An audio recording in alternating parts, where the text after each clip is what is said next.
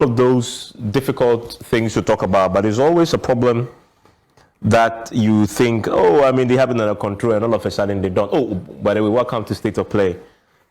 Talking about the Cedi and the dollar once more. Yes. I mean, Raymond, you know, I must say something. I think I don't know. I'm going to be a bit controversial in terms of the hardship that ordinary people are facing right now. Yeah. I think 80% of that is down to the Cedi's depreciation to the dollar. I think 80% of the pain that you are feeling is down to that. Let me explain. Yeah. So I went to Malata Market on Tuesday. Did a special conversation for PM Express. I just wanted to have a feel of what was really happening. I mean, I was happy you were with the masses. Then you were engaging the teeming masses of this country. Yes, I mean, I am a capitalist with sympathies for socialism. Wonderful. Yeah. So I wanted to really feel what was happening on the ground. I mean, you've had the inflation 31.7. Yes. It doesn't do justice to it. One thing, and this is Malata, so it's a small market. From the fish monger, the woman who sells fish, right? To the small shop woman who is selling olunka gari, and then she has a small, stall really behind her that sells a lot of things. To the butcher shop, and then to the kinky seller. One thing that I found around through, and this really is the very basic aspect of our economy, right? Very basic aspect of our economy. It's what you find in Malata. That's where the very basic poor, lower levels of our society, so to speak, will play, right? That's where you find them. And so you say, but they're so far away from the dollar because none of them have even dreamt about or seen the dollar before, right? Yeah. But what I found around through that was that the reasons why they were complaining to me about the prices largely had to do with the dollar. Largely. Why do I say that? So you go to a woman who is selling smoked fish, right? It turns out the part of that fish that is being sold, some, not all of it, but some of what she sells, it's part of it is imported, right? Frozen fish. Okay, part of it is imported. And then so she tells me when she goes to buy from the coastal, those who bring, it's the prices have gone up. And so obviously it's reflecting in that. So, and of course, if you're importing fish, what are you using to import the fish? You're using dollars. You're changing Cedis into dollars so that you can buy it. Basically, you're buying dollars to do that, yeah. True. So you see the impact on the price of fish for that which we import is costing. And then you move on to the tomato seller, right? The tomato seller says for the tomatoes that are grown in Ghana, there's no problem with it. But for those that they import from, they import for Burkina Faso, right? There's a problem with the CFA. Ghana, Cedi, and the CFA. Yes. Okay. And we talk a lot about, the Cedi depreciating against the dollar, right? The Cedi depreciating against the dollar. But we don't talk a lot about how the Cedi is performing against the other currencies. I mean, you possibly will hear how it's doing against the pound, etc. Yeah, the dollar. But apparently, currencies. But apparently, that's the actual term. But apparently, it's not performing as well against the CFA too. So for the woman who is also importing ordinary stuff like tomato, right, imported from Burkina Faso, again, the exchange rate problem is there. So you're going to see a reflection in the price of tomato you buy. Then I move on to this shop. The woman is selling a loan car, selling wheat. Oh, right? That one said different. Yes, Yeah. selling wheat, and this is an ordinary market woman selling wheat in Olonka, right? So the wheat is there in a plastic that sits in a bowl, and then she'll scoop it up, measure it, and pour. But we know wheat is coming from where? Ukraine has come into play here, and then you have sugar, right? And then you have flour. So again, the dollar effect is there because you're importing a lot of the raw materials for that. And then the shop behind her, a young lady comes in and wants to buy sweet corn. Yeah. Right? And this sweet corn is canned, imported. She had come the day before and she was told it was, the week before, and she was told it was 7 cedis. I was talking to the shop attendant, the owner of the shop, this very lovely, woman who, of course, looks very beaten by the economic circumstances, but she runs the shop very proudly. I mean, this is very ordinary. I won't even call it a shop; it's a store. So I was talking to her when behind me I heard this young lady asking for the price of sweet corn. So I turned and I said, "Can I talk to her?" I mean, so I said, witnessing what was happening. And then they said, "How much is a sweet corn?" And the woman says, "It's 12 cedis." But this is something that when she came last week to check the price, she was told it's 7 cedis. She comes a week on to buy, prepared with 7 cedis. At least. She asked it, and the woman says it's now 12 cedis. So she now needs 5 more cedis to buy the sweet corn. And she chuckled. And then so I asked her, can't you go and check the price elsewhere? She said she's looked everywhere. She can't find that sweet corn. So she has to buy it at all costs. And she goes into her purse. This is a young lady who hasn't got anything on her. But she finds, the extra 5 cedis painfully and pays for it. Again, dollar effects there. Then my biggest surprise, I go to the butcher shop. Yeah. And I ask a butcher, we have plenty cattle is in abundance in Ghana, goat and sheep, no problem. Guess what, Raymond? The guy say that we run out of cow, goat, and sheep in Ghana in the quantity you require to run a butcher shop like that. So they're having to import goat, sheep, and cow. They're going as far as Niger to drive the livestock, drive it. And it takes up to 5,000 cedi per cattle to come to Accra. And again, they are buying it safer, right? Because Francophone countries, etc. So they are changing. Sometimes they need the dollars because sometimes they even go. They say they even the safer. They need the dollar to do the business. So that too is affecting price of meat. The guy tells me there was a time in March or April, one of them, where in 1 week they changed the price of meat twice because of the forex and depreciation of the cedi question I'm talking about. I mean, I started by saying that 80% of the pain that most of you who are watching us today are feeling is down to the cedi's the free fall, not only against the dollar but against almost everything else. And being in the market for a couple of hours convinced me that if we solve that problem, look, the inflation challenges. Didn't you hear even the financiers say that our inflation is imported? Yes, and of course, even the people at the Statistical Service have made this point before. Just when you started talking about it, Famous Smith said something here, and he said, Evans, you are hitting the exact point. Our economy is really in a great mess. That's actually what his comment on our live feed. And I was checking out because it's important that the people's real reaction to it is felt immediately. Yeah. Now, let's put it in proper perspective.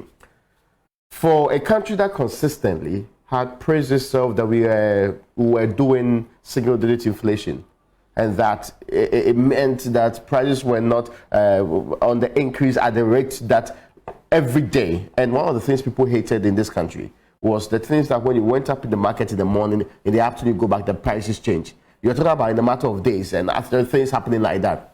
The biggest difficulty we've had with the economy, people will not pretend they don't know, is that our means of production and what we eat, consume most predominantly, has been in the hands of foreigners. Why so? We import basically all the things that are essential to us, from sugar straight down to even sometimes the supplements that we in the kitchen. Yeah. So whenever you are in any form of crisis, it shows there. When you are struggling with your currency, it is big time being seen. But we knew this not long ago. That's why we made the pledge that we're going to make sure that we have factories that produces local things, to make sure that Ghanaians can take care of some of these things themselves. And beyond that, to make sure that all of these are not outside the reach of the people. So, factual. But let's think back. You remember that 2014 Dr. Bamia lecture you consistently reference? Yes. It situates the currency crisis at the center of the then crisis in the country. That's true. You can go back to the 70s, 80s. That's true. I was talking to Professor Inaction not long ago. He also highlighted the same thing. That's true. So for a country that in the last 60 years has known that whenever we have this kind of crisis, it spirals into other areas, it only makes sense that we avoid it or we do things to change it. But what happened? It's because we have been dependent on Eurobond. And let's not trace it now. Since 2013, virtually every year we're doing 1 billion, 1.5, 900, 750 million dollars. Since we couldn't get the 3 billion beginning of the year, the economy started falling down at all levels, just because we couldn't get Eurobond. It tells you that somebody else is supporting your economy. This economy that is built on independence, this economy that is built on proud people, that requires very little help from outside, mainly because we couldn't borrow. Beginning of the year, it actually landed us in trouble. But it's because we've had a borrowing crisis before. And as of even 2019, it was worse. So if we talk about the currency crisis, it's almost like saying, and you see, let's look at it this way. To a very large extent, it's the same crisis that feeds into part of what happened to the fuel problems we had. You watch it keenly. Yes, because even when the international crude prices were coming down, we were not having any impact on our current local pump prices because there was a very serious issue to do with the exchange rate. And we know this. We have known this. The worst part of the conversation is the fact that when it comes to the reality that the Bank of Ghana appears to be doing very little, or, you know, we complain for almost 2 months. Hey, no action from you. You are pretending that nothing is happening. You are letting things go as usual. Intervene. What are you doing? Then we heard responses. Oh, wait, we are pumping in dollars. Then we are doing auctions. Then they say, oh, no, we are auctioning not enough so that we don't want to put the excess amount of money. It's because we didn't have the dollars. And our reserve position showed clearly that we didn't have the dollars. Because we are afraid that if we push all of our dollars into this system, what will happen? We will not be able to buy crude. It will be a black hole. Yes. In fact, I spoke to economists who said, let's not pretend that if we have excess amount of dollars in the system, we will be able to stabilize the system. See, today, the biggest solution I've heard from government is not what the Bank of Ghana has said, though. It's what the information minister is saying. Which is that 750 million aphorism is our interim plan. In the not so distant future, by October, we are waiting for the cocoa syndicated loan. If we get almost like 2 billion from there, then we know that we have enough dollars to pump into the system so that it can stabilize the thing. Touch wood, if any of this delay any further, Evans Mensah, we are in deeper trouble. So it tells you the entire story. It means that all the wonderful things they say about the economy, fundamentally they change nothing. Fundamentally. The things that actually drive the fact that we should do more exports and do less imports, it has not changed much. And it tells you that we are very lazy at managing it. And see, there's a toolbox of possible solutions every government has at its disposal. The Bank of Ghana today, that's supposed to be helping stabilize the city, is at its wit's end. It has run out of options. Because if it doesn't take care and it pumps all the dollars, recently, just yesterday or so, I saw a story. In fact, nowadays I avoid the side of the business news where they actually tell you the exchange rate. And when you avoid it, then social media to just share the same pictures with you so that your blood pressure will be rising. But think about the ordinary person who is doing imports and the good people who are complaining. The guy says, I didn't do anything. I didn't get any extraordinary profit. Even if I kept my money in the bank for whichever period, I'm still losing a chunk of the amount of money because the Cedi, which just around 16 was just 4 Cedi to $1. It's now 10 Cedi to $1. Think about it that way. But that's amazing. And just around 2016, a matter of just less than 6 years. You made a very important point, and we've been talking about changing the structure of the economy for decades. Since, in fact, So, this government... since before independence. See, there's a definition of insanity. In fact, Doing the same thing and expecting different results. in Nkrumah's 7-year development plan, At the core of it, was to achieve the same purpose. yes, was to achieve this. Of course, he didn't get to see it through because obviously of course. It was truncated. Since then, every government since Nkrumah has talked about, doing away with the gorgeous back economy. Yeah. Repeated by this current government. In fact, no government had trumpeted that mantra more than this government. In fact, the entire one district, one factory was based on to achieve that particular purpose. Okay. And they came in 2017 with that goal. In fact, they even rebranded that a bit to say from taxation to production. Yeah. Right? Industrialization. So they wanted to create several hubs. They wanted to create let's keep some things to them. They said they wanted to create a vehicle assembling hub or a vehicle manufacturing hub, whatever they called it, but they had a plan to have foreign powers when it comes to vehicle manufacturing, adopt Ghana as their base for the SAP region, etc., and assemble. That has largely materialized because we have the VWs, Nissans, etc., all setting up base here to assemble cars. And there's a directive, a notice from the chief of staff to some agencies to buy these assembled vehicles. And I remember in the early years, there was almost a competition between Ghana and Rwanda about, this thing about which cars are going to be assembled, etc. So I'll give it to them. I think as for that, they've done it. So now it's about milking that and expanding on it. So they've done it. So there's some achievement there. If you look at one district, one factory, they haven't done every district, but they've done some districts. I noticed, though, that the problem is that they haven't even managed to sell that story well, right, in terms of what they've done so far with one district, one factory. But overall, in 6 years, when it comes to changing hold on, you give me a second on yes. this one. Listen, if you know that you have a fundamental problem with your economy, what you do with one district, one factory is to pick the mental areas where you do imports. And focus. Yeah. Build the factories there. Get the replacement. Import substitution, industrialization is the plan. So you substitute immediately. You don't go and chase somebody's car battery factory. You don't go and actually go and paint and do some other things. Don't spread around and pretend that you are doing factories. What you do is target the main contributory areas to inflation. And also where you have a competitive advantage. Yes. So those are the areas that you deal with first. You don't just spread around at 150, 240 or whichever one you think you are doing. But that was going to leads me nicely to my major point, which is there's a reason why overall the structure of this economy hasn't changed much in spite of all that effort. Yeah. One of the reasons is because of what you just said. Because the plan and intention is right. The execution and strategy sometimes hasn't been as top notch. So what you're saying is clear. You want to do one district, one factory. That's fine. But what was the strategy? What was the strategy in there to say, what should we focus on in terms of what factories to set up and where? What's the key? And others raised this at the beginning. So there's a disconnect there. Now, again, you have a situation where you are assembling cars here. But then we have a population that can't afford to buy the cars yet. And so we are still heavily reliant on second-hand vehicles.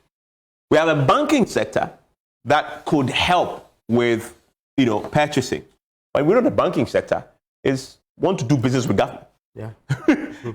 Want to do business with government because it's less risky. The money is quick. You don't have to work for it. You just give the money to them. You get it back. And government treasury. Everybody is supposed to have health insurance. Yeah. But how can the entire country, its finances, areas as important, let's say, as oil, areas as important as other areas, do not have the needed buffers and insurance? When you get into trouble, you can rely on them. How can we do that? How can we be so irresponsible that we only consider consumption? Let's put money into this, let's borrow and use it for that. Let's borrow and put it into this. And then we do not have or decide to erode all the buffers we found in times past. And you know the funny part? Not long under the NDC, they had a similar crisis, so they realized that no, we needed to build things like sinking fund. Yeah. Those things were our buffers. Yeah.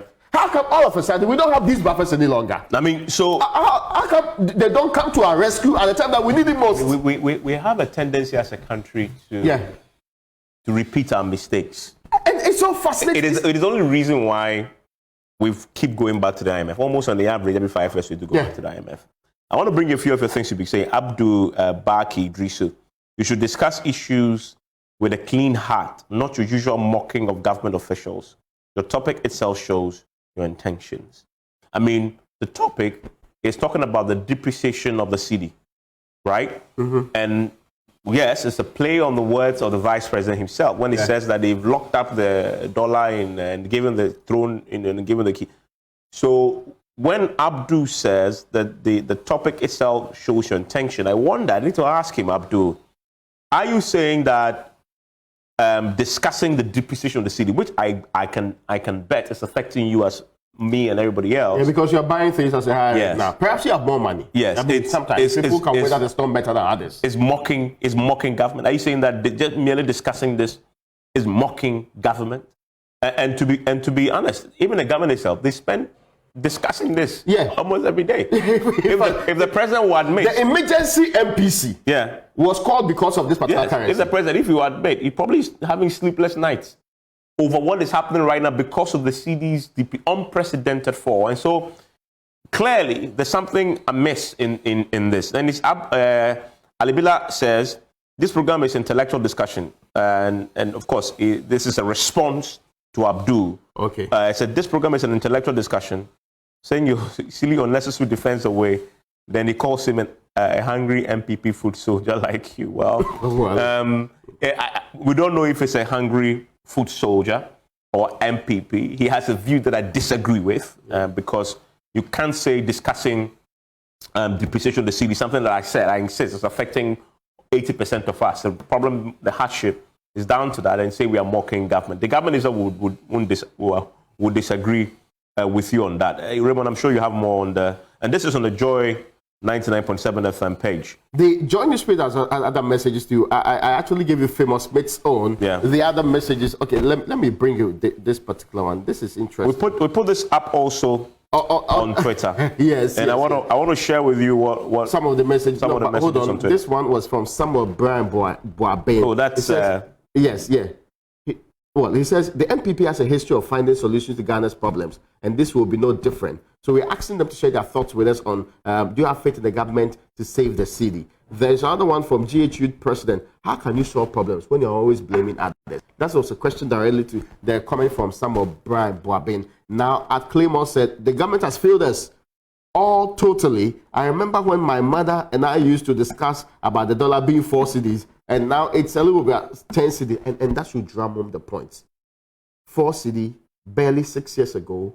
After 6 years, we are down into the period where it is up to 10 cedi. It's amazing. In fact, when the pound got to 10 cedi, I thought it was impossible for any of the other countries because the pound is stronger. The pound is not 12 cedi. I mean, I'm not even thinking about it again anyway. But for even people who are supposed to pay school fees in the UK, they are suffering at the highest end. The capitalists like you. Yes, those who are supposed to do that, they are really suffering. The capitalists like you. But look at the dollar that we thought we had some control of. That the highest it could go was 7 cedi, and we're not exceed. In fact, breaking the 8 was impossible. Hey, I remember. Yes. That if a government official told us that no, why? Some people's prayers will never come to now it's broken his, wow. Now we are no longer talking about breaking the 8. We are way beyond that. Yeah, in the tens, in the things that Pastor Mensah said we should not actually take out of our thinking that was possible. So many years ago. And now it has come to pass as we speak. It has. So it's not a joke that we have it. So, well, you're reading another message. Anyway, I mean, on Twitter, we asked the question, do you have faith in the government to save the cedi? 88% said no, they don't. 12% says yes, they do. So that's a verdict there on the journalist page. And many of you commented on the back of this. ABA Fusaini quotes says, a 2 with the potential to do to you what the blade did to the vulture's head ought not to be entertained at the palace or market square. Okay. I have no idea what that means, but it sounds like a very sweet quote. Sunfrost Multimedia, this same government promised to rescue and restore Ghana's economy, but it has failed to deliver on its promise. Dr. Amoah held public lectures to point out the problems, but coming into office, he hasn't been able to solve his own set out question. Positive says, the reason is simple. Even before you move beyond that, there's something that Dr. Amoah said the other time. He said, a young economist will say, the fundamentals expose you when you look at the exchange rate. But if that young economist is aware of how the fundamentals are supposed to be built, he will not be talking about fundamentals when you've not changed it extensively, when you've not been in the position to do more export than import, when you've not changed the very elements that make it possible for you to import everything into the country. So that's the point he made. Perhaps that was a better way to understanding how fundamentals work in this country. And when Dr. Amoah said fundamental, perhaps you should have seen it not as the macroeconomic indicators, but rather, we should have seen it as the fundamentals being that we've not changed the real structure of the economy. Yes, the real structure of the economy and pushing the right direction. Anyway. Positive Steven on Twitter says, the reason is simple. The government had refused to tell Ghanaians the bitter truth as to why the cedi is depreciating, and you cannot rescue the cedi on grounds of lies. Yes, we can, says someone who isn't ready to accept blame and criticism can't fix problems because he thinks all is well, he says. Kobe Ajay says, or better still, living a sardine life on Kobe budget. That's interesting. That's interesting. Living a sardine life on Kobe budget. You know, on that front, that's actually a conversation we're having, right? That living a champagne life on Akpetesi budget. Oh, that's interesting. Yes. Are we doing that? Is that what's currently happening as a country? And what can we do about the situation if that's what we are doing? But there are other messages that, people have actually said, this one said, nobody can have faith in the government or leader who's only focused on winning the next election. That's what the Kweku Konedu is the one that put up that message. There's this one I like. Sweet says, there's more faith in me dating Nicki Minaj than the government saving the cedi. But the Nicki Minaj is very high end though. I mean, it should look locally first. He has more faith in doing that. Yeah, that's faith, right? Yeah. That government fixing the cedi. No, I'm betting against the cedi fixing that. No, Nicki Minaj, no.